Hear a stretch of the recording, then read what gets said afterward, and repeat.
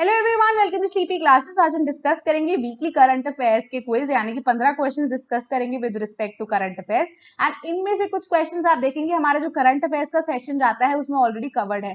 So you can see how significant are those current affairs जो कि हम discuss करते हैं इन द मॉर्निंग, कि वो आपसे डायरेक्टली एग्जाम में भी पूछे जा सकते हैं। सो अब जो एग्जाम का लेवल है वो अब स्टेट पीसीएस की बात करें या यूपीएससी की बात करें, हर एक लेवल पे ही इंक्रीज होता जा रहा है। So you have to catch up with the current affairs, क्योंकि स्टैटिक पोर्शन तो वही रहेगा, current affairs is the part that will make all the difference. तो 15 क्वेश्चन डिस्कस करेंगे जल्दी से। एंड अगर आप करंट अफेयर सेशन जो अच्छे से देख रहे हैं, you will definitely know the answers as well.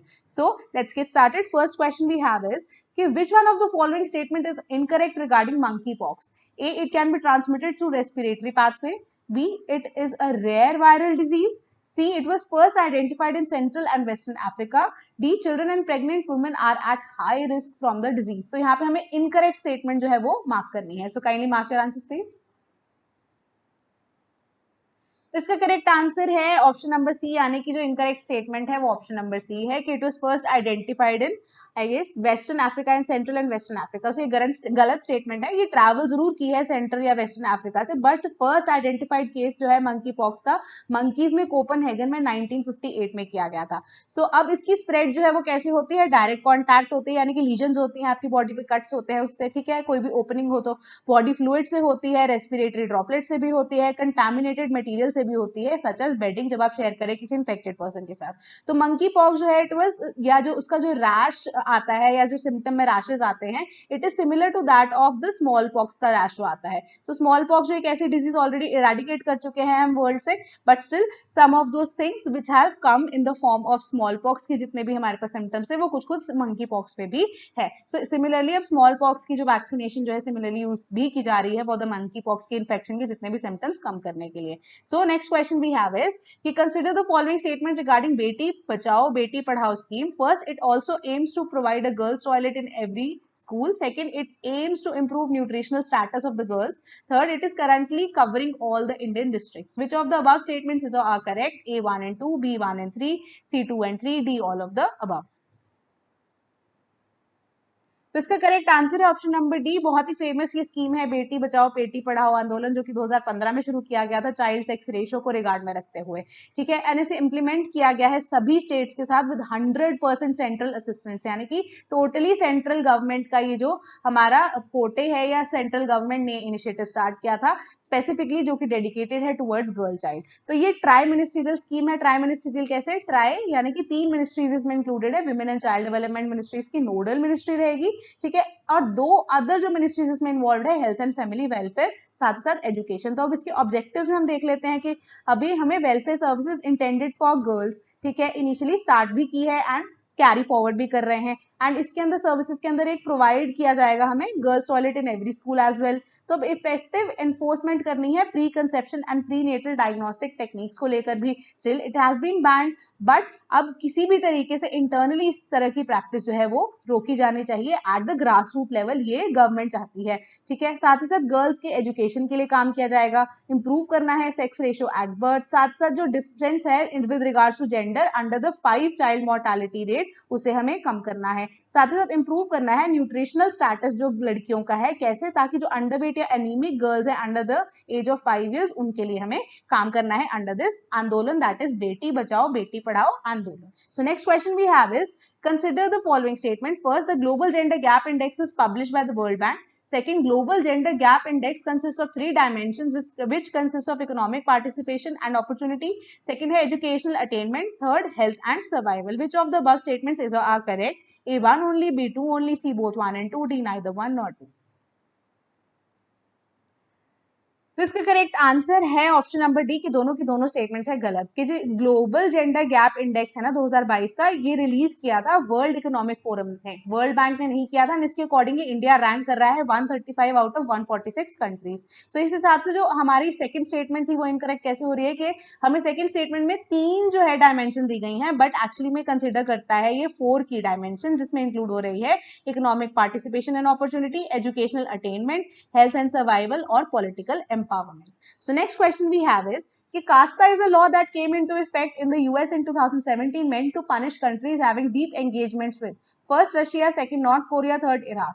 Select the correct answer the code. ठीक है, A first only, B 1 and 2, C 1 and 3, D 1, 2 and 3.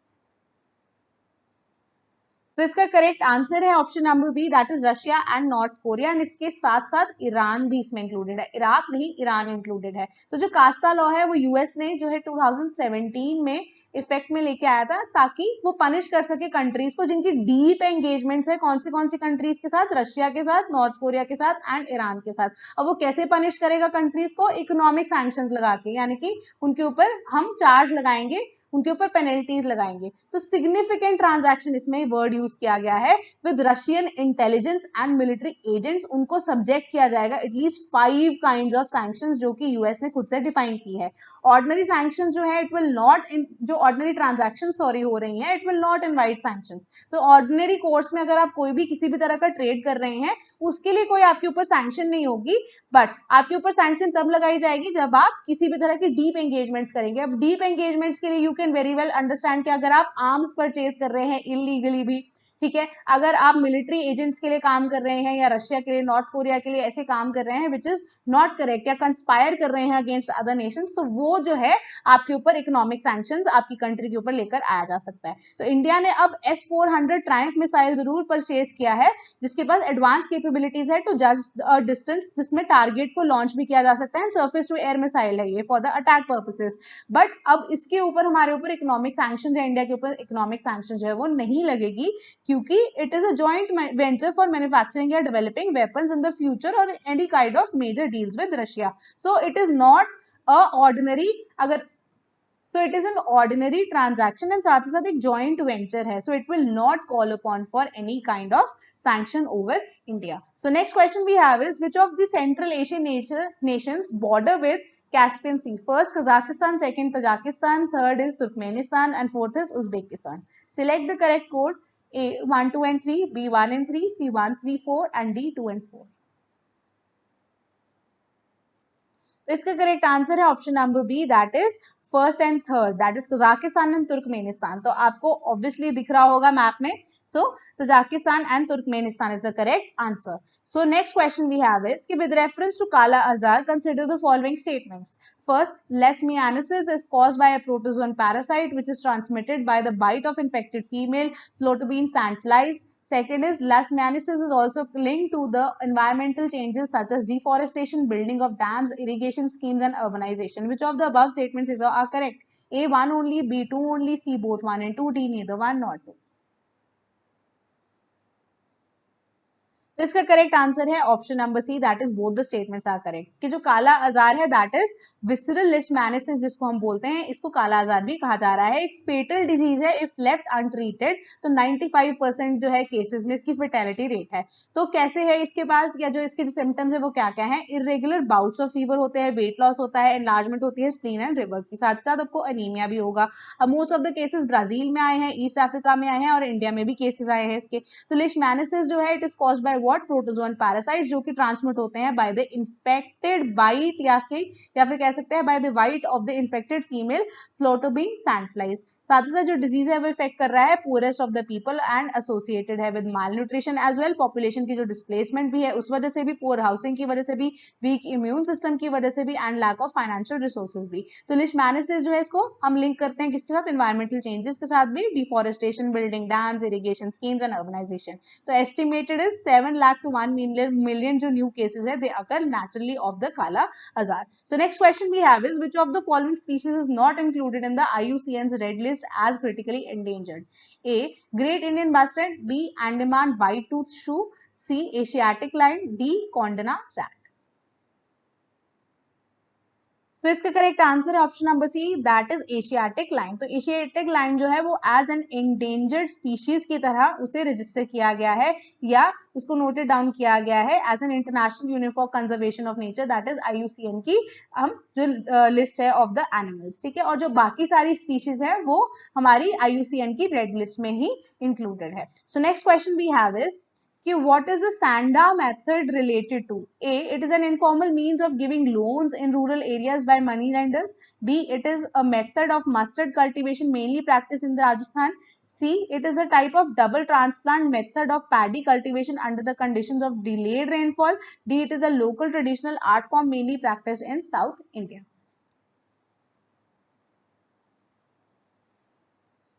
तो इसका करेक्ट आंसर है ऑप्शन नंबर सी। तो जो सैंड मेथड है इसको हम डबल ट्रांसप्लांटिंग मेथड कहते हैं, जिसमें हम पैडी की कल्टीवेशन करते हैं डिलेड रेनफॉल के टाइप में। तो पैडी के लिए रिक्वायर्ड होती है इनिशियल स्टेज पे बहुत ज्यादा अमाउंट ऑफ वाटर, सो अब रेन ही डिलेड है बिकॉज वी नो कि हमारा एग्रीकल्चर जो है हार्डली डिपेंडेंट है on the monsoon still date as well. तो इस केस में अगर मानसून ही डिले हो जाए तो उस टाइम पे जो पैडी सो की जाती है उसके लिए बहुत ज्यादा इशू हो जाएगा। So as a result paddy cultivation के लिए डिलेड रेनफॉल के लिए हमने सैंड मेथड को यूज किया है। सो इन दिस मेथड हम क्या करते हैं, सीडलिंग जो कि 18 से 20 दिन की ओल्ड पैडी नर्सरीज में हम उन्हें प्लांट करते हैं, डेंसली करते हैं प्लांट अनदर फील्ड के अंदर। ठीक है, तो इसके अंदर क्या होगा, enough water is not required और जो सीडलिंग्स है they can survive for the 20 to 25 days. So जितना इनिशियल जो है till the time monsoon arrive हो जाता है, लेटर ऑन ये जो सीडलिंग्स है दे आर सोड इन द फील्ड्स। तो इसे हम सैंड मेथड भी बोलते हैं। Next question we have is with reference to Marburg virus consider the following statements. First, fruit bats of Pitridae family are considered to be natural hosts of the Marburg virus.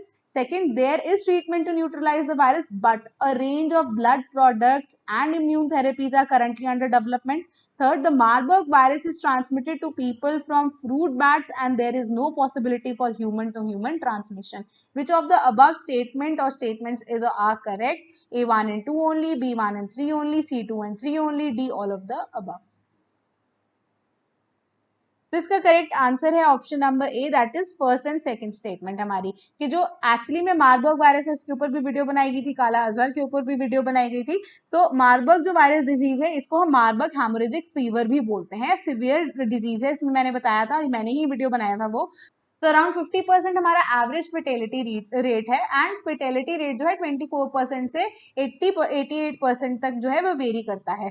So as a result अब rehydration की यहाँ पे जरूरत होती है, symptomatic treatment जो है that is also required for survival. तो कोई ट्रीटमेंट जो है अभी तक न्यूट्रलाइज करने के लिए वायरस के लिए नहीं है, बट अभी जो इम्यून सिस्टम के लिए या जो भी हमारे पास सिम्टम्स आ रहे हैं किसी भी पेशेंट के अंदर उसके लिए या जो उन सिम्टम्स को न्यूट्रलाइज करने के लिए बहुत सारी थेरेपीज जो है they are under development and उसी के अकॉर्डिंगली उन्हें मेडिसिन भी दी जा रही हैं। तो रोजेटस एजिप्टिकस जो कि फ्रूट बैट्स हैं of the Pteropodidae family are considered to be natural host of the Marburg virus. As a result zoonotic diseases में से भी एक है ये, यानी कि बैट से from people it has transmitted. तो human to human transmission is possible. तो थर्ड स्टेटमेंट हमारी गलत हो जाती है। तो community engagement is the key successfully controlling outbreaks. So next question we have is with reference to Shanghai Cooperation Organizational structure, consider the following statement. The SCO Secretariat has two permanent bodies located at Beijing and Tashkent. Second, head of the State Council considers issues parties pertaining to day-to-day activities of the organization.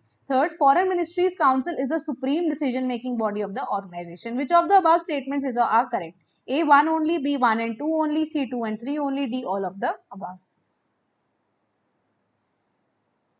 तो इसका correct answer है option number A, यानी कि first statement is only correct. कि अब जो Shanghai cooperation organisational structure भी है इसके बारे में डिटेल में हम आगे भी पढ़ेंगे। जो ये शंघाई कोऑपरेशन ऑर्गेनाइजेशनल स्ट्रक्चर को जो हम डिस्कस करते हैं इसमें दो परमानेंट बॉडीज होती हैं। हमारी शंघाई कोऑपरेशन ऑर्गेनाइजेशन की सेक्रेटेरिएट जो कि बीजिंग बेस्ड है and executive committee of the regional anti terrorist structure जो कि बेस्ड है ताशकंद में। तो फर्स्ट स्टेटमेंट हमारी करेक्ट है।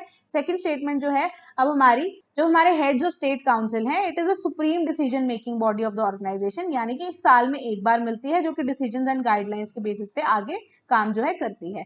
तो अब हमारी एचजीसी जो है जिसमें प्राइम मिनिस्टर्स इंक्लूड होते हैं, they also meet annually to zero in on the organization जो कि प्रायोरिटी के बेसिस पे होता है of the areas and multilateral cooperation strategy के बेसिस पे, और साथ ही साथ रिजॉल्व करेगी present economic and cooperation issues alongside जो कि अप्रूव करेगी ऑर्गेनाइजेशन का एनुअल बजट। साथ ही साथ जो फॉरेन मिनिस्टर्स हैं of the council they will also issue the orders जो कि day to day activities organization की कैरी आउट करने में हेल्प करेंगे, यानी कि मीटिंग हो गई, कंसल्टेशन हो गई इंटरनेशनल प्रॉब्लम्स को लेके and so on and so forth. Next question we have is कि I2U2 recently seen in news is associated with A. North Atlantic Treaty Organization, B. Organization for Economic Cooperation and Development, C. Shanghai Cooperation Organization, D. West Asian Squad. तो इसका correct answer है option number D, that is हमारा waste Asian squad. तो यहाँ पे I2 में आई की 2 Nations, U2 में यू के 2 Nations, India and Israel with UAE and the US। तो यहाँ पे इनका वेस्ट एशियन स्क्वाड जो है वो किस लिए बना था, विद रिगार्ड्स टू या डिस्कस करने के लिए US के साथ जो भी हमारे पास इशू आ रहा है with regards to shortage of food in the world due to the Ukraine Russia conflict. तो यहाँ पे इनके ऊपर यही डिस्कशन होनी थी। Next question we have is कि Chin ethnic group recently seen in news belongs to which of the following countries? A Sri Lanka, B Myanmar, C China, D Cambodia.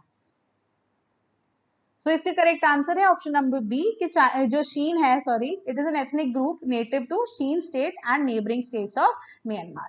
So next question we have is, with reference to Namaste scheme, consider the following statements. First, the scheme aims to promote tourism in Indian cities by providing visa-free arrival from select countries. Second, the scheme will be implemented across cities and townships already notified under the Atal Mission for Rejuvenation and Urban Transmission, that is Amrut scheme. Which of the following statement given above is are correct? A1 only, B2 only, C both 1 and 2, D neither 1 nor 2. तो इसका correct answer है option number B, यानी कि second statement बिल्कुल correct है। तो हमारी first statement गलत कैसे हो रही है, कैसे कि जो स्कीम है ना ये एम नहीं कर रही वीजा फ्री हमारा एक्सेस देने के लिए। So it is for the achievement of outcomes की जो जीरो फेटेलिटीज हो, यानी कि जीरो डेथ रेट हो सैनिटेशन वर्कर्स के लिए in India. So no sanitation worker comes in direct contact with the human faecal material and all the sewer and septic tank sanitation workers, यानी कि जो भी हमारे सेप्टिक टैंक वर्कर्स हैं तो वो जो है under this scheme they will not come in direct contact with the human faecal matter. तो उस वजह से जो फर्टिलिटी रेट है उसे हमें जीरो करना है, बेसिकली नमस्ते स्कीम ये कह रही है।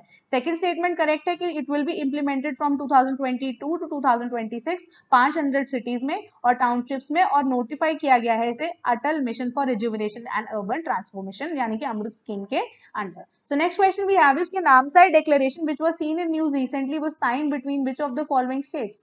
ए Assam and Manipur, B Kerala and Karnataka, C Maharashtra and Gujarat, D Assam and Arunachal Pradesh. So इसका करेक्ट आंसर है option number D, that is Assam and Arunachal प्रदेश। उन्होंने नामसाई डिक्लेरेशन को जो है साइन किया है, जो कि बॉर्डर डिस्प्यूट था amongst Arunachal Pradesh and Assam. So इस बेसिस पे 123 जो डिस्प्यूटेड विलेजेस थी वो कम होकर अब अराउंड 86 विलेजेस रह गई हैं जो कि बॉर्डर कर रही हैं इन दोनों स्टेट्स को। So basically it is a kind of pact या रेजोल्यूशन जो इन दोनों स्टेट्स से मिलकर आपस में किया है नामसाई डिक्लेरेशन के नाम से। So last question we have is which of the following is not a member of Shanghai cooperation organization? A Tajikistan, B Kazakhstan, C Uzbekistan, D Turkmenistan. तो इसका करेक्ट आंसर है option number D, that is Turkmenistan. तो अब Shanghai cooperation organization की जब हम बात करते हैं, पहले हमने डिस्कस किया था इसकी बॉडीज के बारे में। सो जो शंघाई कोऑपरेशन ऑर्गेनाइजेशन है इनिशियली शंघाई 5 1996 के नाम पे यानी कि 1996 में शुरू किया गया था। चाइना थी इसमें, कजाकिस्तान, किर्गिज रिपब्लिक थी, साथ ही साथ रशियन फेडरेशन थी, तजाकिस्तान थी इसके एज ए मेंबर। तो 2001 में क्या होता है, इसे रीऑर्गेनाइज किया गया था पॉलिटिकली भी, इकोनॉमिकली भी और मिलिट्री ऑर्गेनाइजेशन की तरह भी, एंड नाम जो है इसका शंघाई कोऑपरेशन ऑर्गेनाइजेशन कर दिया क्योंकि it was founded in Shanghai. Leaders कौन थे? Shanghai 5 and Uzbekistan. तो अदर मेंबर्स जो है 2017 में इंडिया और पाकिस्तान ने साइन किया इसका memorandum of obligation at Tashkent 2016 में। So as a result it got the full membership 2017 में in the Astana summit in Kazakhstan. तो अब दोनों ऑब्जर्वर मेंबर्स हैं 2005 से, बट अब मेंबरशिप मिल गई है। तो तुर्कमेनिस्तान ने अभी तक इसे ज्वाइन नहीं किया है। अफगानिस्तान ने रिसीव किया ऑब्जर्वर का स्टेटस 2012 में, ठीक है, बीजिंग में जो समिट हुआ था। तो मंगोलिया और बेलारूस को भी ऑब्जर्वर स्टेटस दे दिया गया है। तो डायलॉग पार्टनर्स की जब हम बात करें, Nepal, Sri Lanka, Cambodia, Armenia, Azerbaijan और टर्की। तो न्यूज में क्यों है कि ईरान और बेलारूस जो है they could soon become the newest members of the China and Russia backed Shanghai cooperation organisation. So आज के लिए इतना ही। Thank you so much. Do comment your scores and कोई भी अगर आपको इशू होगा do comment them as well, हम उन्हें भी एड्रेस करेंगे। Thank you so much.